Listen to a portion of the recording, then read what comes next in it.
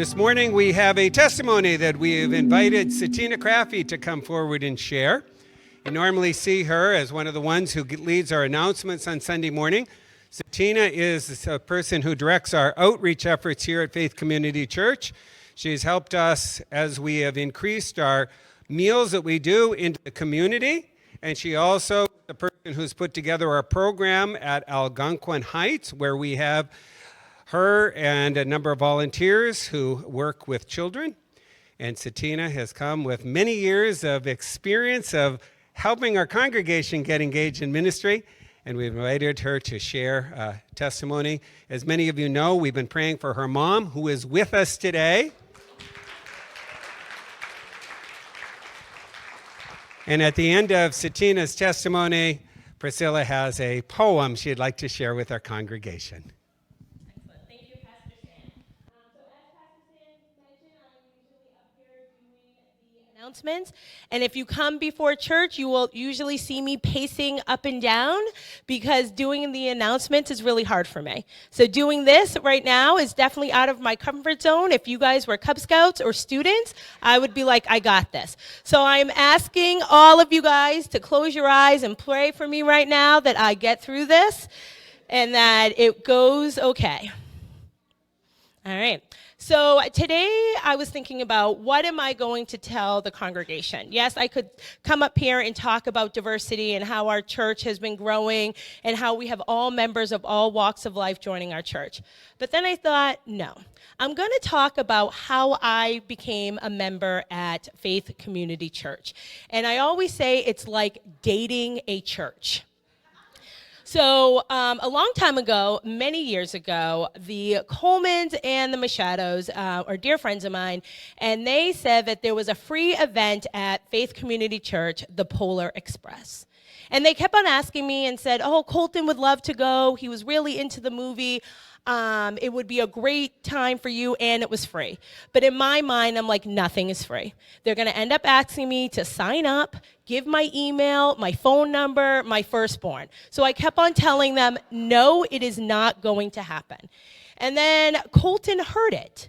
His babysitter, Emma, had said something like, hey, Colton, there's a Polar Express at the church. I'm like, oh, great. Now I got to go. So I decided that we were all going to go. And kind of like a first date, you're like, oh my gosh, what's going to happen? What is this person going to be like? And I was like, I'm going to have a line. I'm going to have a line that if they ask me for my phone number, my firstborn, my email, I know exactly what I'm going to say to them, right? Because I wasn't giving any money. So we get here and we go right into the fellowship hall. Colton sits right up front with his blanket. He loved it. There was a conductor. There was train tracks. And I was like, great, now I can't leave because he's right up front. I can't pull him out.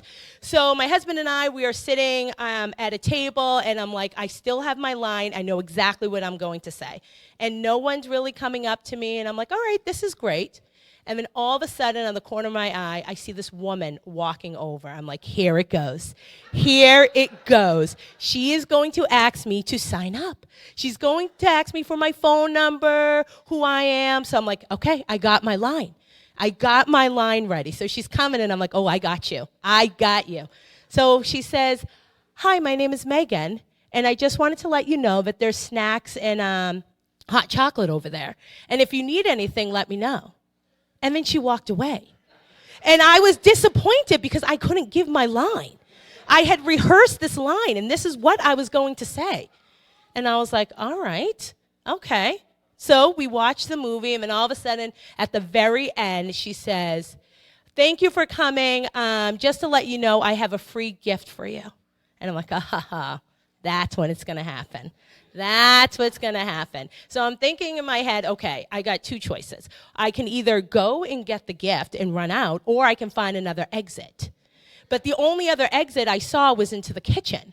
And I was like, I can't go that way. So, of course, there goes Colton. Colton heard free gift, so he lines up. And I'm like, great. So we're in line, and I'm like, I haven't used my line yet. I'm going to use my line. So all she says was, here you go, Merry Christmas. And I was like, that's it? Nothing? She's not asking me for my phone number. She's not asking me for anything. And I was like, okay. So we're walking down, and I see a bunch of people at the door. I'm like, oh, that's how they work. They're going to get you on the way out. Here they go. This is when they're going to get me for my phone number. So I'm walking, and I'm like, come on, Colton, let's go. Like, let's hurry up. And people are just like, hi, bye. And I beelined it to my car, right? Got into the car, and we left. And I'm like, nothing? Nothing. They didn't ask me for anything. So then you know how like when you go on a first date and a guy calls you back, and you know as a woman you don't call right away? So I wasn't going to go next Sunday. I can't go next Sunday. So I waited. I waited a couple weeks, and I finally went because the Colemans were like, there's Sunday school.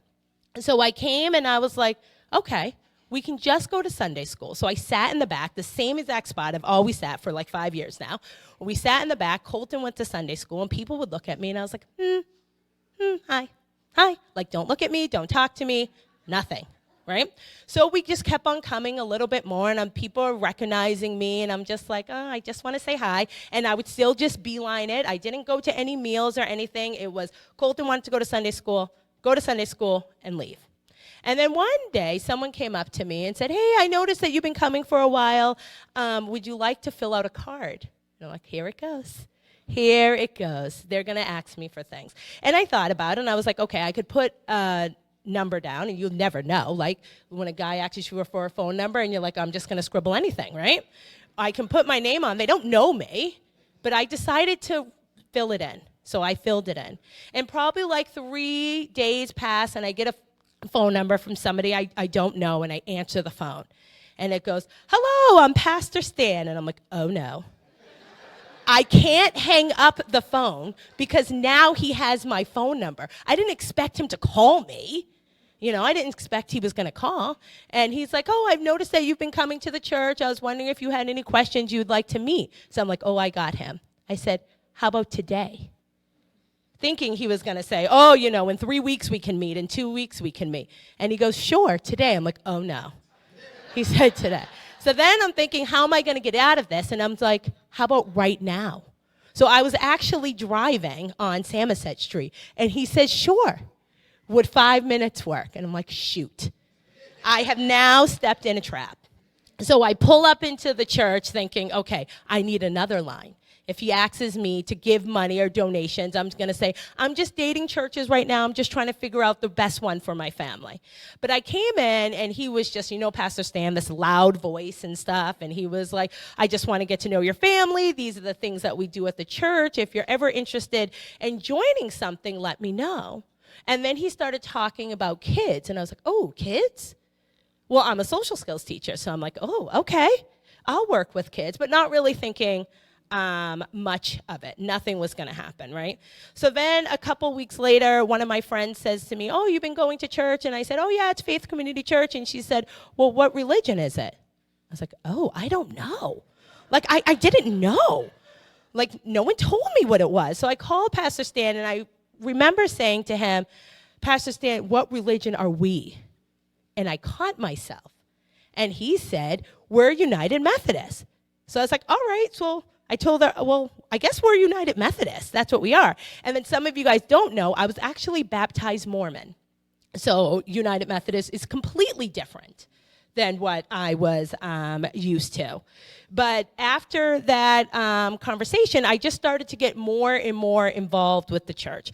I started exploring more of the fellowship times. I started going to different activities. Pastor David used to run an amazing program called Little Bros, and Colton absolutely loved it. He loved seeing Pastor David. He loved his high energy. And I was like, now we're kind of stuck. But in my eyes, I already thought I was a member, right? I signed the card up. To me, I was a member. And it wasn't until they were talking about membership, and I was like, oh, yeah, I'm on the list. And they're like, oh, you come, but you're not a member of the church. And I was like, what do you mean I'm not a member? I am. I've been coming to the church. I am a member. And they're like, no, you have to take a new member class. And that's when, after I took the new member class, I felt like I was engaged now, right? I had sealed the deal. We were now committed. And it wasn't as if I was just committed with the church. I was committed with God now.